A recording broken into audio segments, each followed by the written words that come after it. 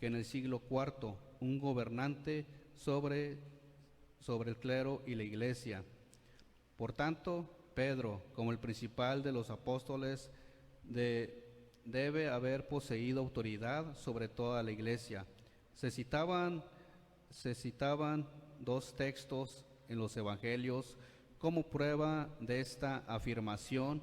Uno de estos puede verse ahora escrito en letras gigantescas en latín alrededor de la cúpula de la iglesia de San Pedro en Roma, el cual dice: tú eres Pedro, y sobre esta piedra edificaré mi iglesia. El otro es: apacienta mis ovejas. Se arguía que Pedro fue la primera cabeza de la iglesia. Entonces sus sucesores, los papas de Roma, deberían continuar su autoridad. Vamos viendo, hermanos, cómo se fueron distorsionando las cosas, y pues vemos de quién está hablando, ¿verdad? Hoy en día, acerca de quién se está tratando en cuanto a estos pensamientos, este tipo de mentalidad, hermanos. Vamos a ver, hermanos, la otra parte, el periodo 4. ¿O me brinqué esa? Ok. La tercera parte: caída del Imperio Romano Occidental, líderes del periodo. A los 25 años de la muerte de Constantino, en el 337, cayeron las barreras en la frontera del Imperio Occidental y las hordas de bárbaros, hombres que los romanos aplicaron a los demás pueblos, o griegos y judíos, comenzaron a entrar por todas partes en las indefensas provincias.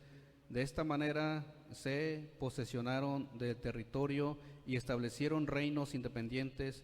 En menos de 140 años, el Imperio Romano Occidental, que existió durante 1000 años y cuyos súbditos estaban contentos bajo su gobierno, quedó borrado de la existencia. No es difícil encontrar las causas de este gran derrumbe. Debemos ahora mencionar algunos de los líderes en este periodo de la Iglesia Imperial, entre los cuales está Atanasio, del 293 al 373, fue el gran defensor de la fe en el principio del periodo. Ambrosio de Milán, del 340 al 397, el primero de los padres latinos, fue electo obispo mientras era laico. Juan Crisóstomo, del 345 al 407, apodado Crisóstomo, la boca de oro, debido a su elocuencia sin igual, fue el más grande predicador del periodo. Jerónimo, del 340 al 420, fue el más erudito de los padres latinos. Agustín, 354 al 430, es el nombre más eminente de todo este periodo. Dentro de esto, hermanos, de la caída del Imperio Romano, no viene ahí escrito, pero el Imperio Romano se fue quedando sin fortaleza, porque se enfrentaba a otros pobladores que les conocían como bárbaros o vikingos. Entonces estas personas pues tenían una fuerza muy descomunal a comparación de los soldados romanos, aparte de que ya tenían tiempo los soldados romanos que no peleaban.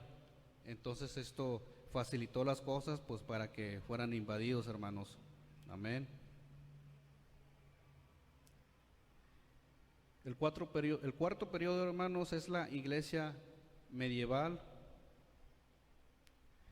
que es desde la caída de Roma en el 476 hasta la caída de Constantinopla en el año de 1453.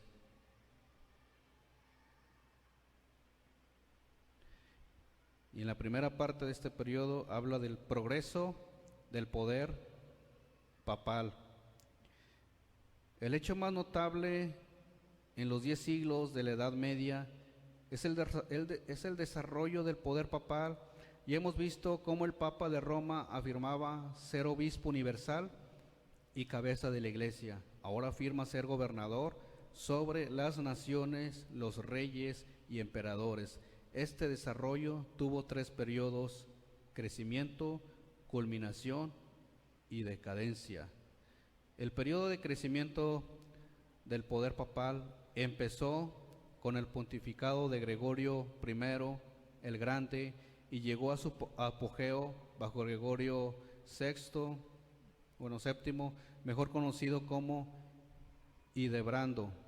El periodo de culminación fue entre 1073 y 1216 después de Cristo, alrededor de 150 años en que el papado tuvo un poder casi absoluto, no solo sobre la Iglesia, sino sobre las naciones de Europa. Mientras Europa salía del crepúsculo de la Edad Media y la lealtad nacional se levantaba para competir con la eclesiástica, la decadencia del poder papal empezó con Bonifacio VIII en 1303. Tenía pretensiones tan elevadas como cualquiera de sus predecesores, pero se pasaban por alto. Vemos cómo el papado, pues sí, estaba lleno de ambición el corazón de estas personas. Bueno, y vemos que hoy en día, pues así aplica de manera real, cómo las autoridades o los líderes mundiales, pues se postran ante estas personas, ¿verdad? Rindiéndole todo respeto. La segunda parte, hermanos, es el surgimiento del poder musulmán dentro de este periodo. Amén. Su fundador fue Mahoma, nacido en la Meca, Arabia, en 570 después de Cristo.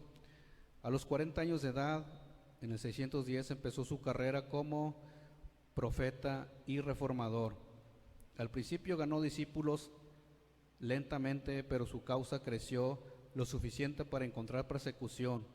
Huyó de la Meca en 622 después de Cristo y su fuga, la Hégira, proporcionó la fecha por la que se rige el calendario maometano. Tuvo éxito en poner bajo su religión y autoridad a las tribus árabes esparcidas y regresó a la Meca como conquistador. Al morir en el 632, era el profeta y gobernador aceptado por toda Arabia. A su religión se le denomina islamismo, sumisión. Esta obediencia a la voluntad de Dios. A sus seguidores se le llaman musulmanes.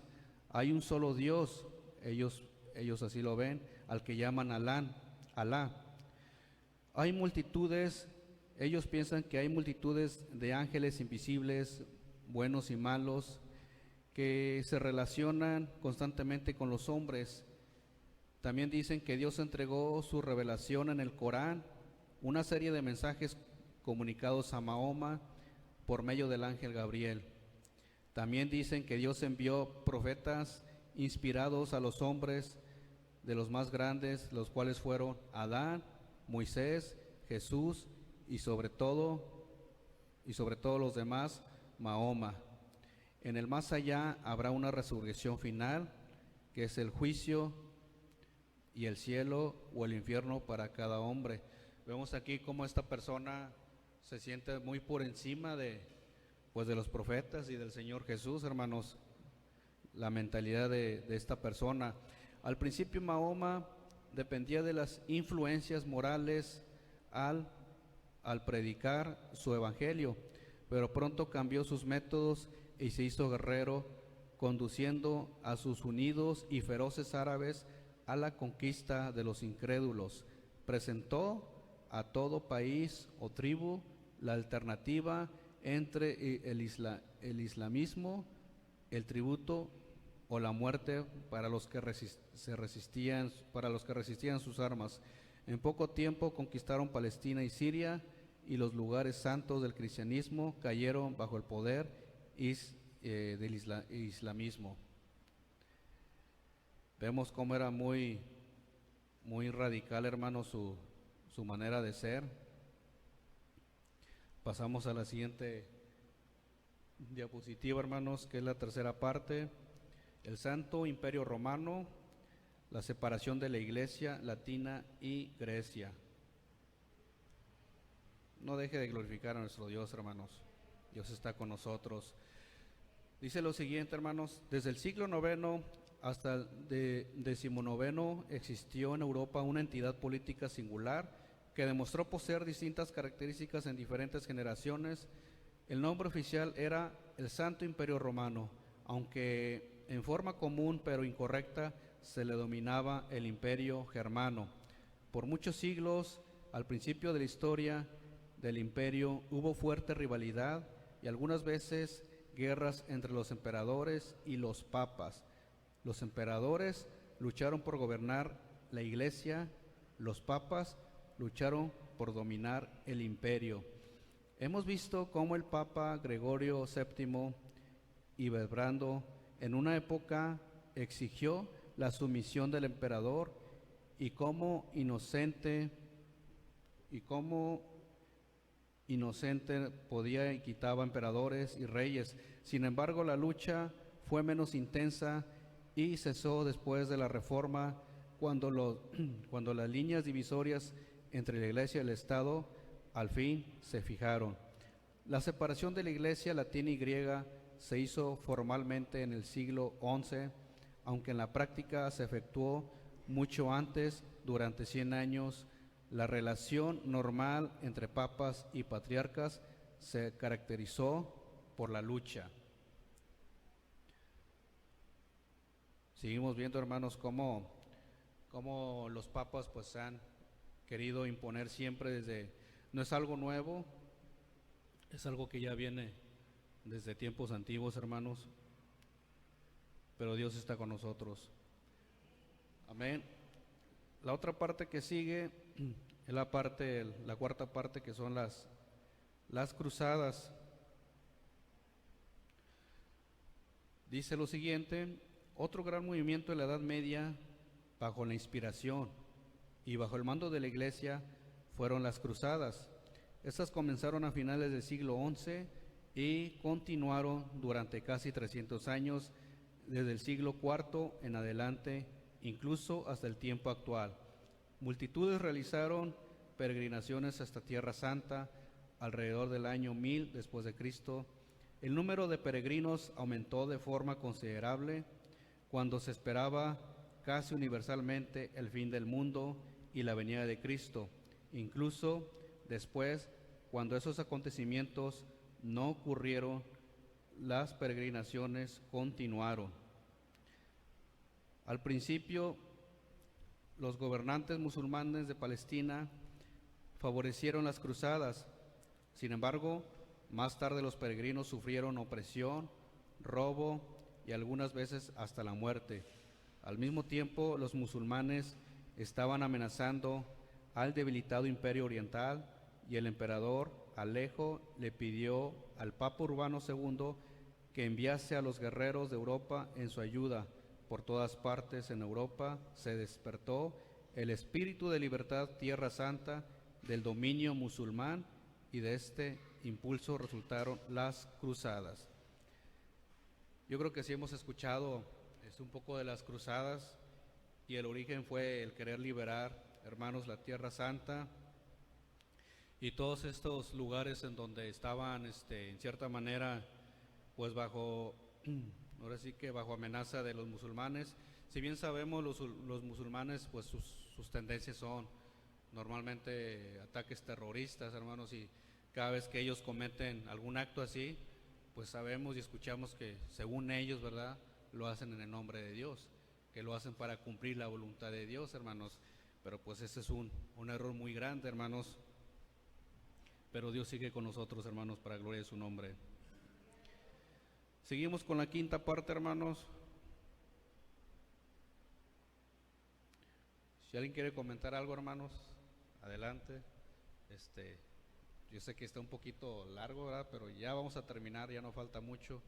Yo sé que es mucha información, pero creo que sí nos abre un poquito el panorama de los tiempos de antes y cómo ha ido evolucionando esto, hermanos. Amén. La quinta parte dice: desarrollo del monacato el arte y la literatura medieval. El número de monjes y monjas aumentó de una manera considerable, como con resultados buenos y malos. En Oriente, los primeros ascetas vivían aparte, cada uno en su propia caverna o cabaña o sobre su pilar, pero en la Europa occidental formaban comunidades y vivían juntos. Al crecer estas comunidades fue necesario algunas formas de organización y gobierno, y en el transcurso del tiempo surgieron 4 grandes órdenes. La primera de esta orden fue el de los benedictinos, fundado por San Benedicto en el 529 en Monte Cassino, a mitad del camino entre Roma y Nápoles. La orden de Cister surgió en el 1998, procurando fortalecer a la disciplina benedictina que se estaba corrompiendo. La orden de los franciscanos la fundó San Francisco de Asís en 1209. Los dominicos eran una orden española que Santo Domingo fundó en 1215 y se extendió por todos los países de Europa. El despertar de la literatura empezó en Italia con la Divina Comedia de Dante, que se inició alrededor de 1303. A esto le siguieron los escritos de Petrarca en 1340 y Boccaccio en 1360. En el mismo país y aproximadamente en la misma fecha empezó el despertamiento del arte en Giotto.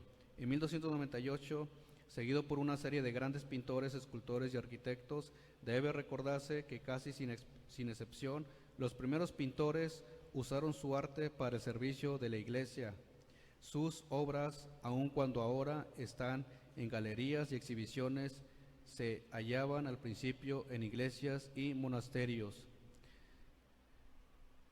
Ha habido documentales, hermanos, por ejemplo, del Vaticano, no sé si usted los ha visto, las esculturas tan impresionantes que hay, digo, el detalle, que están tallados de una manera muy, muy detallada, es impresionante, las pinturas, todo eso, hermanos, surgió como una corriente, como una inquietud, en donde pues sí se quería plasmar la religiosidad.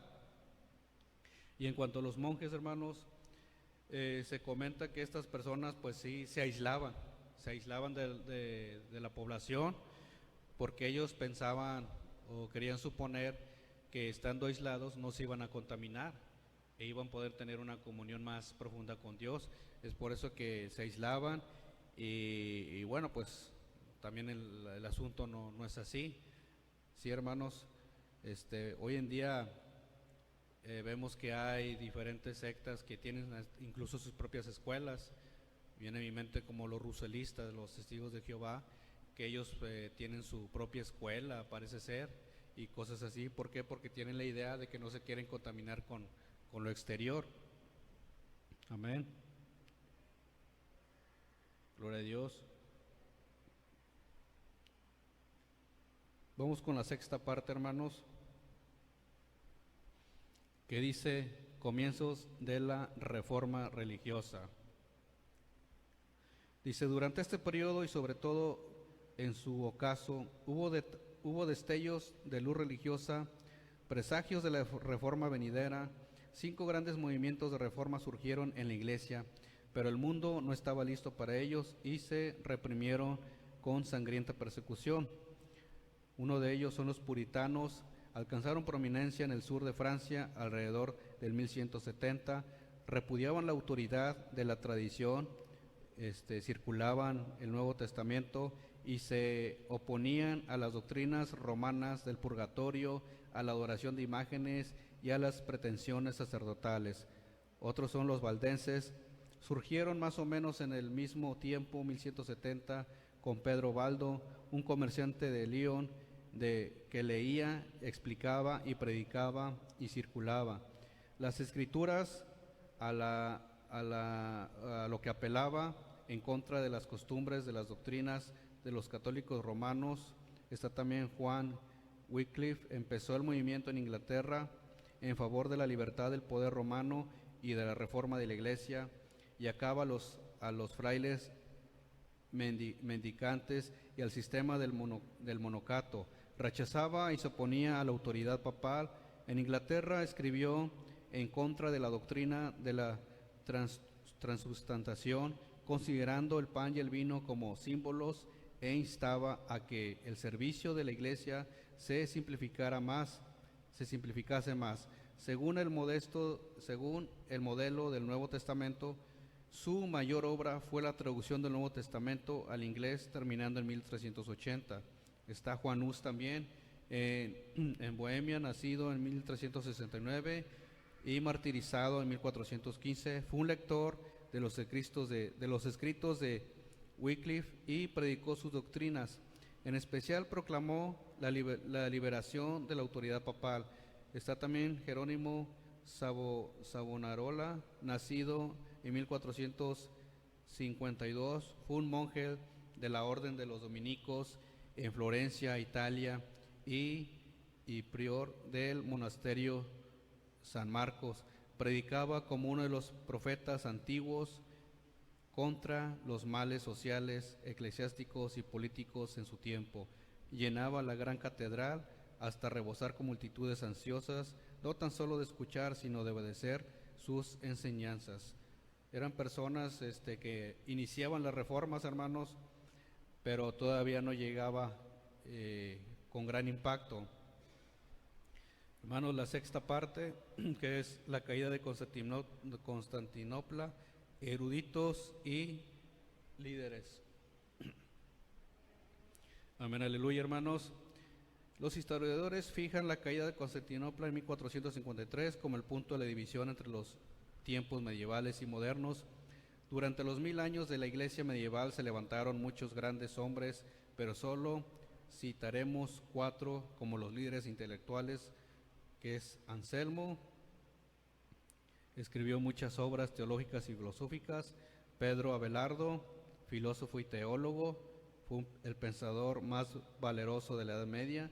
Está Bernardo de Claraval, era de la noble familia francesa, predicó y promovió la Segunda Cruzada en 1147, y la mentalidad más grande de la Edad Media fue la de Tomás de Aquino. Se le llamó el Doctor Universal, Doctor Angélico y Príncipe de las Escolástica. Nació en Aquino, en el reino de Nápoles. La otra parte que sigue, hermanos, es la caída de Constantinopla, eruditos y líderes. Ya lo leí, perdón. La iglesia reformada, hermanos. Amén. La primera parte dice la reforma de Alemania. En ese periodo de 200 años, el gran acontecimiento que despertó la atención fue la reforma. Empezó en Alemania y se esparció por todo el norte de Europa. La invención de la imprenta vino a ser un heraldo y un aliado de la reforma venidera. El descubrimiento lo hizo Gutenberg en Maguncia, en Rin, en 1455. Este consistía en que los libros podían imprimirse con tipos móviles y distribuirse con facilidad por millones. Antes de esta invención se recopilaban a mano. Antes una Biblia en la Edad Media costaba el salario anual de un obrero. Es impresionante el costo de aquella época, hermanos, de una Biblia. La fecha exacta que los historiadores fijan como el principio de la Gran Reforma es el 31 de octubre de 1517. En la mañana de este día, Martín Lutero clavó en la puerta de roble de la Catedral de Wittenberg un pergamino que contenía las 95 tesis o declaraciones, casi todas relacionadas con la venta de indulgencias, pero en su aplicación atacaba la autoridad papal y sacerdotal. Los gobernantes de la iglesia en vano procuraron restringir y lisonjear a Lutero. Permaneció firme y la tempestad solo le hizo más resuelto en su oposición a la doctrina y prácticas no apoyadas por las Sagradas Escrituras. Ya más o menos conocemos en algunas dominicales, ¿verdad? Hemos visto un poquito de este tema, hermanos. La reforma en otros países, hermanos. En Suiza se levantó la independencia de la Alemania. La reforma siguió adelante y más tarde su líder llegó a ser Juan Calvino. Calvino es el teólogo más grande de la Iglesia después de Agustín. El reino escandinavo, que comprendía en ese tiempo a Dinamarca, Suecia y Noruega, bajo un mismo gobierno. No obstante, el protestantismo recibió casi un golpe mortal en una terrible matanza del día de San Bartolomé, el 24 de agosto. En 1572, cuando asesinaron vilmente a casi todos los líderes e incontables millares de sus adeptos. Los Países Bajos también comprenden lo que ahora son los reinos de Holanda, Bélgica. Después de una larga guerra y un increíble sufrimiento, los Países Bajos, bajo la dirección de Guillermo de Taciturno, al fin obtuvieron su independencia de España, aunque no se reconoció hasta 1609. El movimiento de reforma en Inglaterra empezó en el reino de Enrique VIII, con un grupo de jóvenes estudiantes de la literatura clásica y la Biblia. Uno de los líderes de la reforma inglesa fue Guillermo Tyndale, quien tradujo el Nuevo Testamento a la lengua madre, la primera versión en inglés, después la invención de la imprenta en 1536. Tyndale sufrió el martirio en Amberes. Otro líder fue Tomás Cranmer, arzobispo de Canterbury. Después de ayudar a ser protestante a Inglaterra, se retractó bajo la romanista reina María Tudor con la esperanza de salvar su vida. Y ya me lo terminamos, hermanos.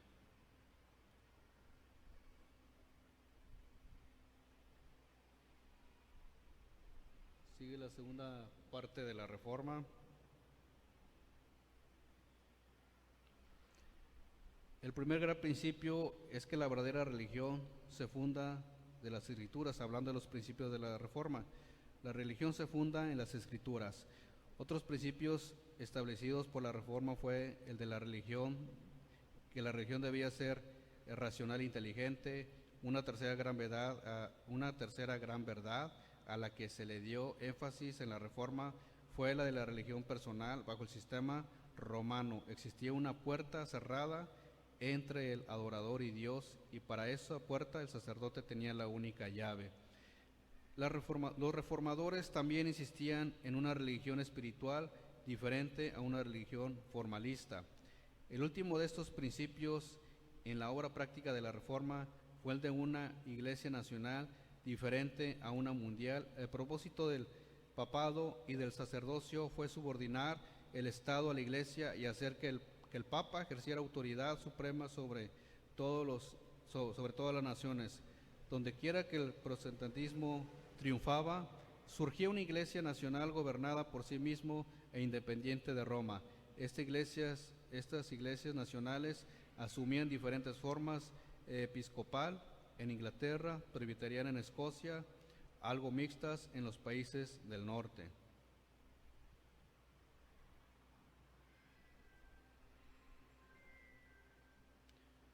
Y ahorita por último, hermanos, vamos a ver la tercera parte, que es líderes del periodo. Y únicamente los voy a nombrar, hermanos, cuándo son estos líderes, que es indiscutible que la figura principal del periodo, pues como lo escuchamos hace un momento, fue Martín Lutero, el fundador de la civilización protestante. Juan Calvino, el teólogo más grande del cristianismo de San Agustín, que en 1536 publicó en Basilea su institución de la religión cristiana, que llegaron a ser la base de la doctrina de la iglesia protestante, excepto la luterana. Está Tomás Cranmer, puede considerarse el líder de la reforma inglesa por su posición como el primer protestante a la cabeza de la iglesia. Y Juan Knox, que fue el fundador de la iglesia escocesa, y bien se le ha llamado el padre de Escocia. Nació en 1505, cerca de este año, en la Baja Escocia, en Ginebra, y conoció a Juan Calvino. Y hermanos, pues por hoy, pues hasta aquí le vamos a dejar. Es un poquito, pues sí, pesadito, ¿verdad?, recibir toda esa información, hermanos. pero pues es como parte del trabajo que tengo que presentar por parte del instructor. Suponíamos que iba a ser una parte, perdón, pero el instructor pues sí, nos dijo que tenía que hacer toda la historia de la manera más resumida, porque sí es mucha información, hermanos, pero traté de exponer un poquito más resumido, lo más trascendental, por decirlo así, hermanos, y espero que esto nos lleve a la meditación, hermanos, que nos lleve a pensar de que hoy estamos bendecidos, que hoy, gracias a Dios, tenemos la libertad de estar aquí, hermanos, en la casa de Dios, y que pues Dios sigue estando con su iglesia, que lo más importante, hermanos, que no dejemos de buscar su rostro, hermanos. Dejo el lugar al siervo de Dios. Dios les bendiga, hermanos.